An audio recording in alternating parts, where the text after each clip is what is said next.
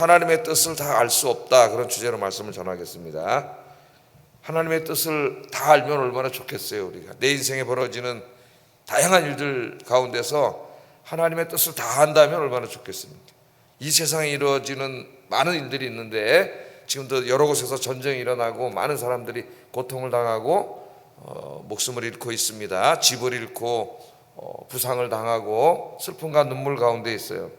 다 여기에 담겨있는 하나님의 뜻을 알고 싶죠. 저도 알고 싶고, 저도 신학을 공부한 사람으로서 알고 싶고 이야기해 주고 싶고 설명해 주고 싶습니다. 그런데 오늘 하나님이 솔로몬을 통해서 하신 말씀이 알 수 없다는 거예요. 인간이 하나님이 하시는 일, 그 가운데 담겨있는 모든 뜻을 알 수 없다는 겁니다. 그게 우리 역사 속에 이루어지는 일이든지 개인의 삶에 이루어지는 것이든지 다 알 수가 없는 거죠. 오늘 본문은 이제 이 솔로몬의 네 번째 관찰, 마지막 관찰이 시작되는 본문인데, 오늘 이 본문에서 두 가지가 강조되고 있습니다. 두 가지. 첫째는 세상에서 벌어지는 모든 일들은 우연히 일어나는 것이 아니고 하나님의 주권하에서 일어난다. 우연히 일어나는 일은 없다. 개인의 일이나 이 세상의 일이나 하나님의 주권하에서 이루어진다.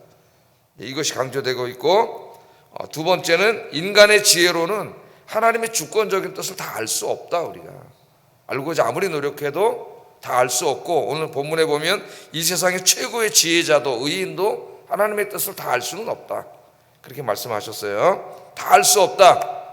그러나 완전히 다 알 수는 없지만, 하나님의 뜻을 알 수는 없지만 하나 중요한 것을 하나님이 가르쳐 주셨어요. 그건 뭐냐면은 이 모든 일들이 우리들의 선과 유익을 위해서 하나님이 행하신 일이라고 하는 거예요.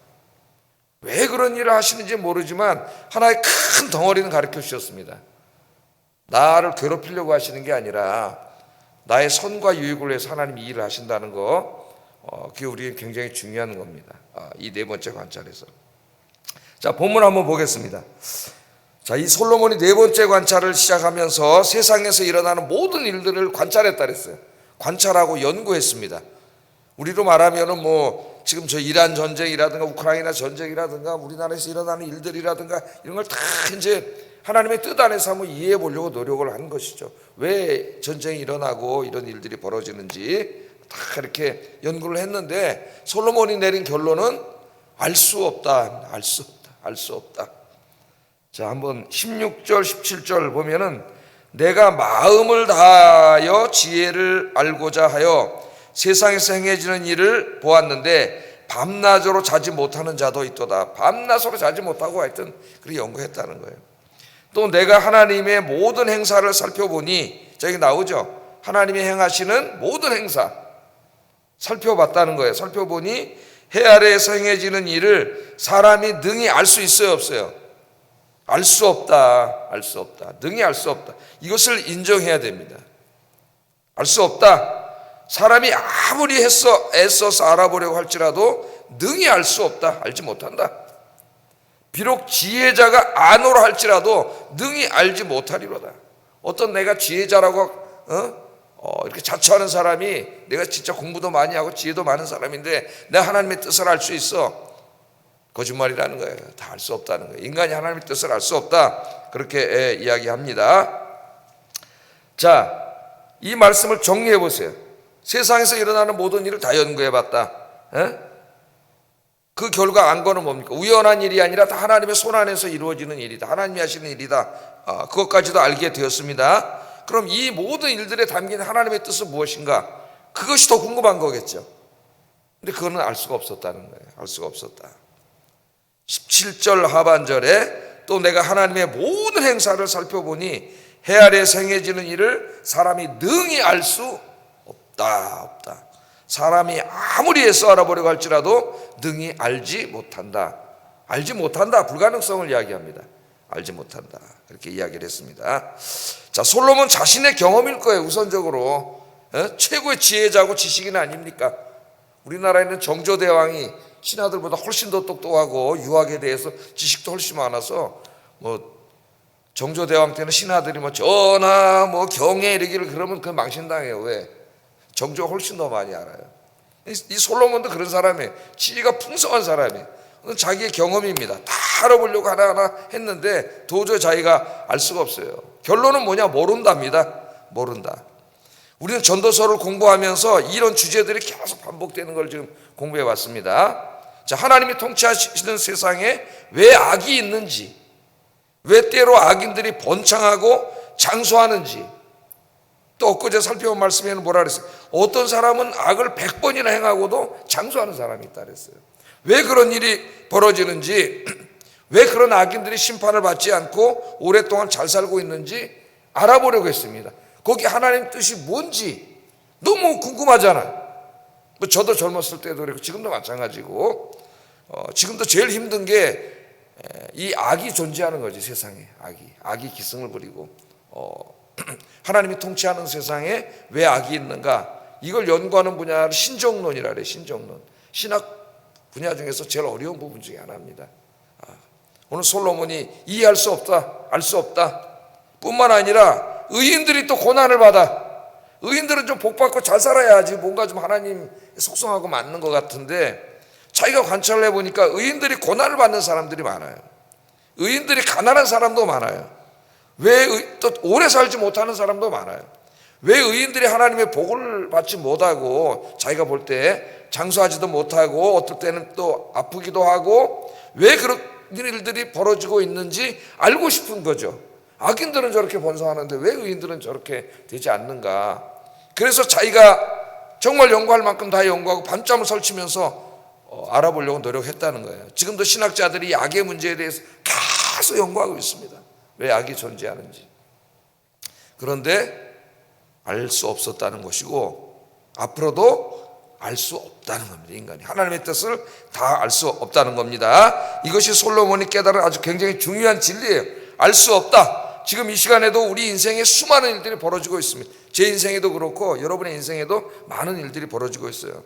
즐거운 일, 형통한 일, 잘된 일이 벌어질 때는 인간이 그렇게 묵상하지 않습니다. 그냥 감사합니다. 그리고 끝나는데, 언제 많이 묵상을 해요?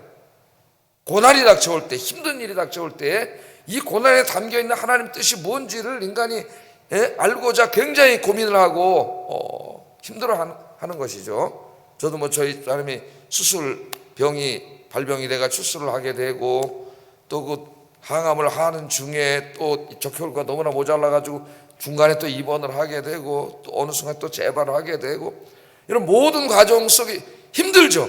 본인도 힘들고 나도 힘들고. 왜 하나님이 내 인생에 이런 걸 주시는가 많이 고민을 하고 기도를 하고 나 자신을 돌아보고 반성도 하고 이런 일들을 다 하지만은 궁극적으로 하나님이 왜 이런 일이 내 인생에 벌어지게 했는지는 알 수 없는 거예요. 하나님 뜻은 다 알 수 없습니다. 내가 그걸 다 어떻게 알 수가 있어요? 그래서 알 수 없습니다. 자, 이런 걸 고민하는 사람들에게 하나님이 이사야 55장 8절 9절에 이렇게 말씀하셨어요. 읽어보겠습니다. 시작.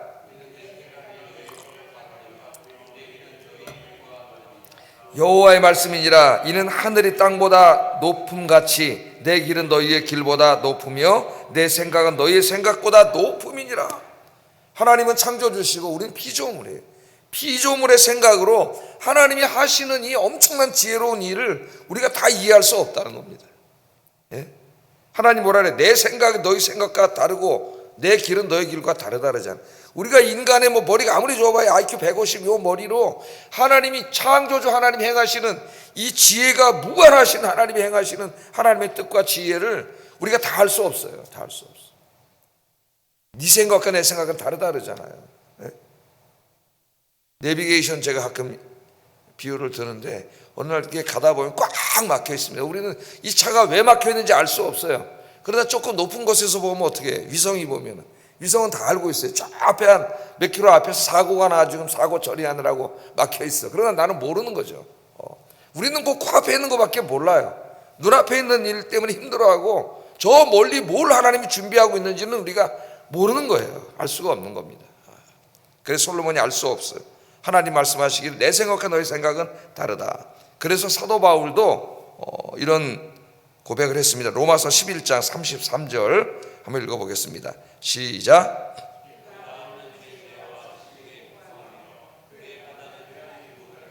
그의 길은 찾지 못할 것이로다. 이 사도 바울 최고의 신학자 아닙니까? 당대 최고의 지식인이고 지혜가 풍성한 사람인데, 그도 이 하나님의 뜻을 생각하고 하나님의 지혜를 생각하다가 어떻게 뭐라 그래요?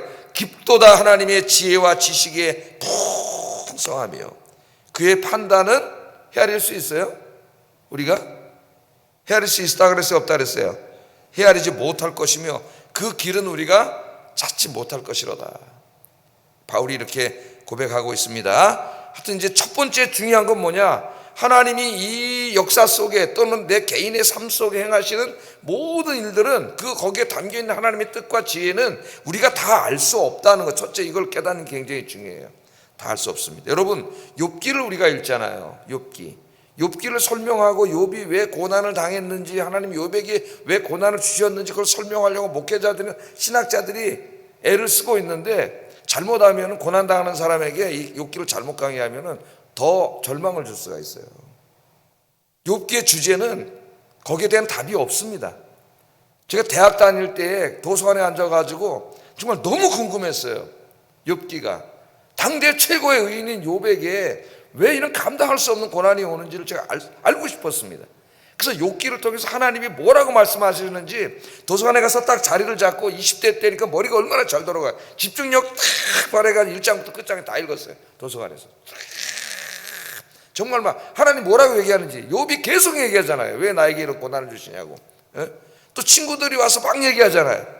욥은 뭐라 그래요? 내가 하나님 앞에 잘못한 게 없는데, 죄 진 게 없는데 부당하다는 거죠. 왜 나에게 이런 고난을 주시느냐 막 이제 얘기하잖아요. 그러니까 친구들이 와서 뭐라 그래요? 야, 그런 소리 하지 마라.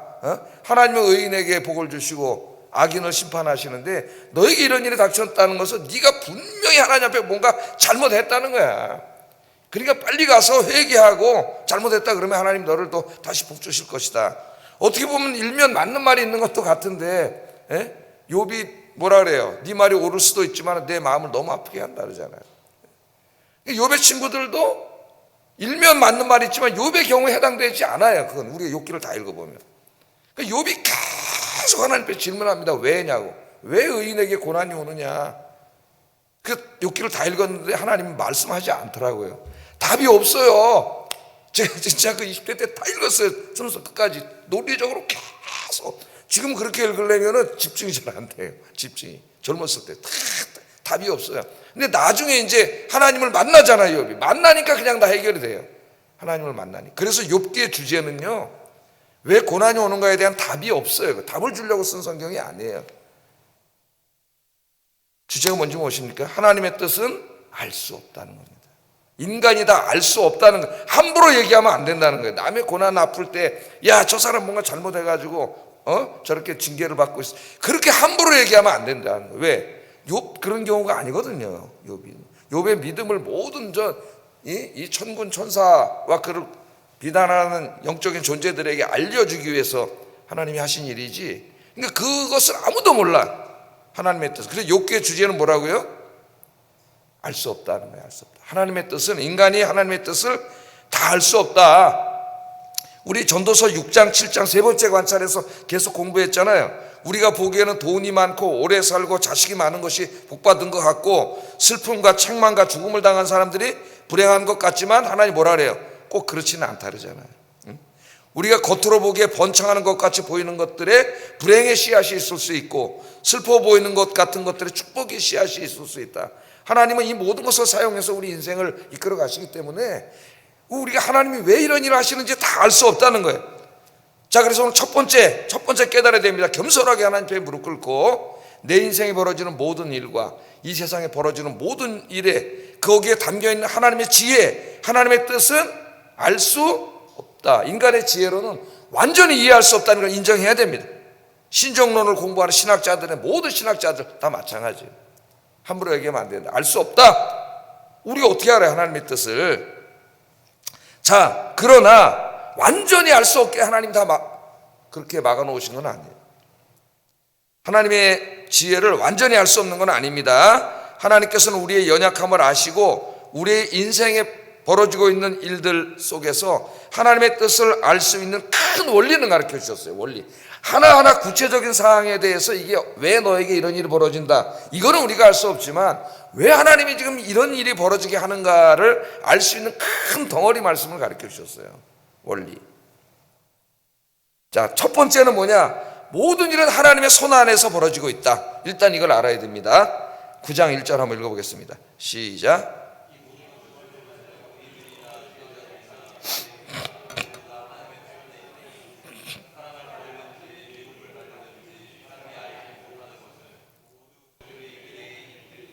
예, 하여튼 이 세상에 일어나는 일이든지 여러분 개인의 인생에 일어나는 일이든지 그 일이 내 마음에 들든지 안 들든지 하여튼 모든 일들의 우연은 없다는 거예요. 우연은 하나님이 통치하시는 세상에서 벌어지는 모든 일은 다 하나님의 손 안에 있다.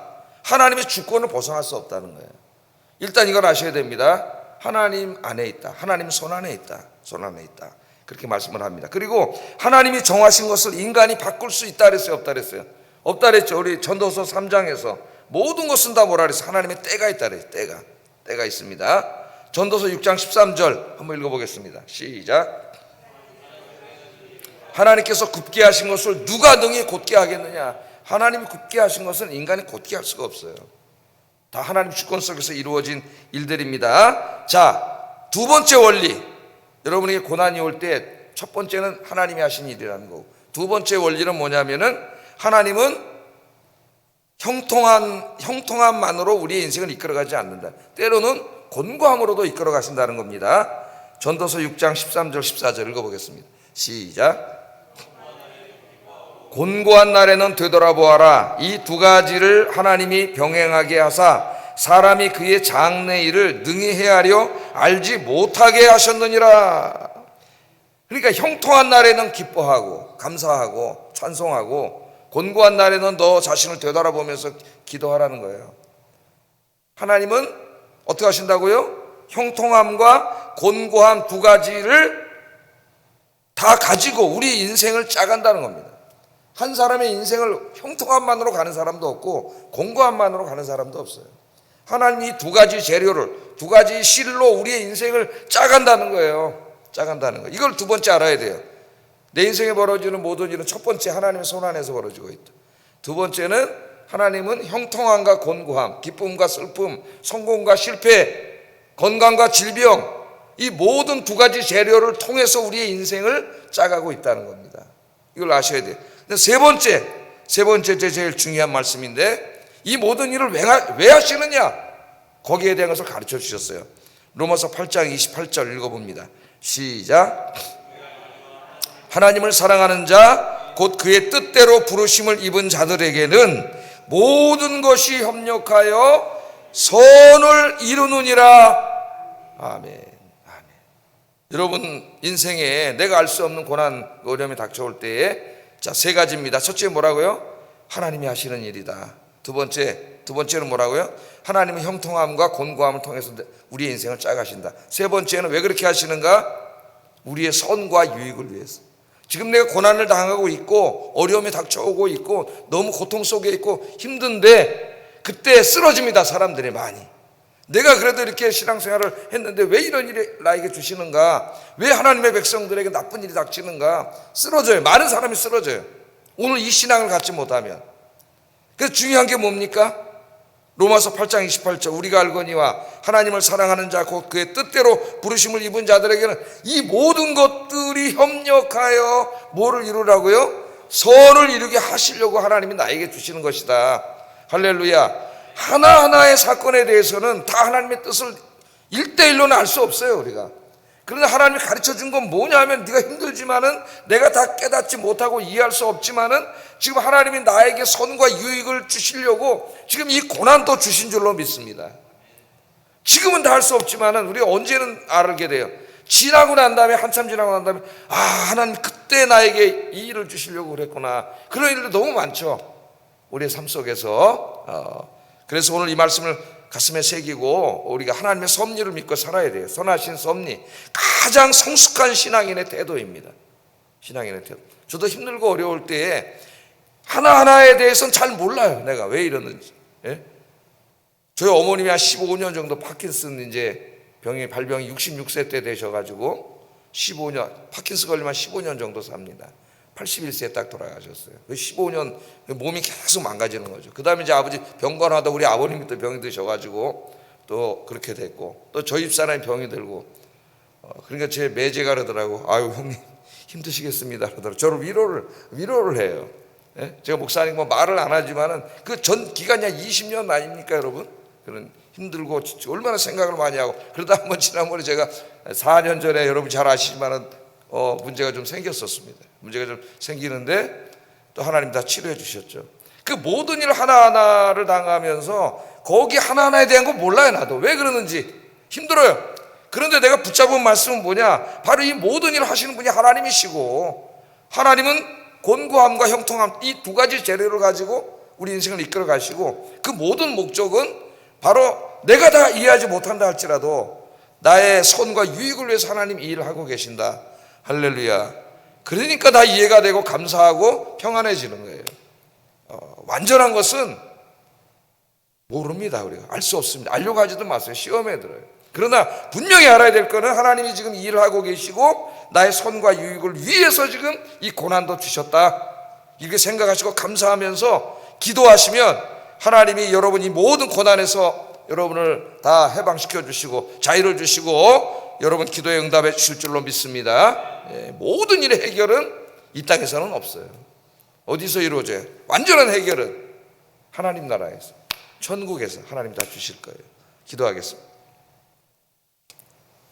세상에서 일어나는 모든 일들, 내 인생에 일어나는 모든 일들은 우연이 아니라 하나님의 주권적 섭리하에서 일어나고 있음을 확신하게 하소서. 이걸 아는 게 중요합니다. 두 번째, 인간의 지혜로는 하나님이 하시는 일들에 담겨 있는 하나님의 뜻을 다 알 수 없다는 것을 겸손하게 인정하게 하소서.